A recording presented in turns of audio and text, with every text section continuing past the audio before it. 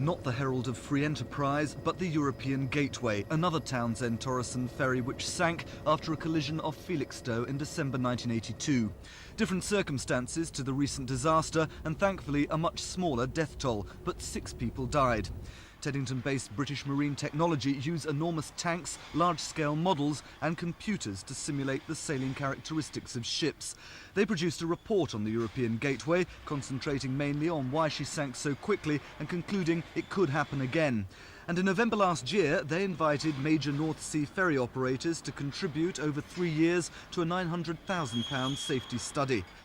The response was disappointing. 24 letters were sent, there were only 12 replies, and no one was interested.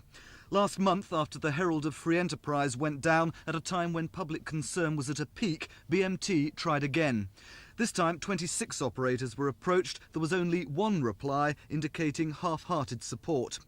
BMT's safety recommendations are likely to prove expensive. Could that be why the ferry firms aren't interested?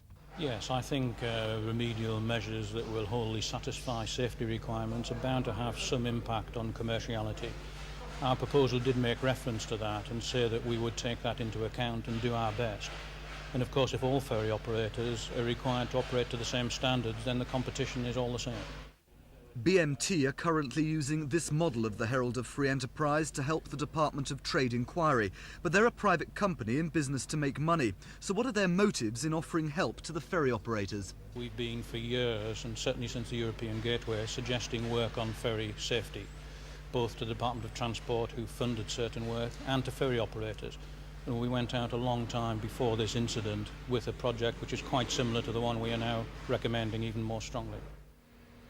We approached 3 major ferry operators to find out why the apparent lack of interest. Townsend-Torreson say they're still considering the offer of help, Sea-Link weren't available for comment, and the Sally Lines say they've received no letters from BMT at all. Paul Larsman, Thames News.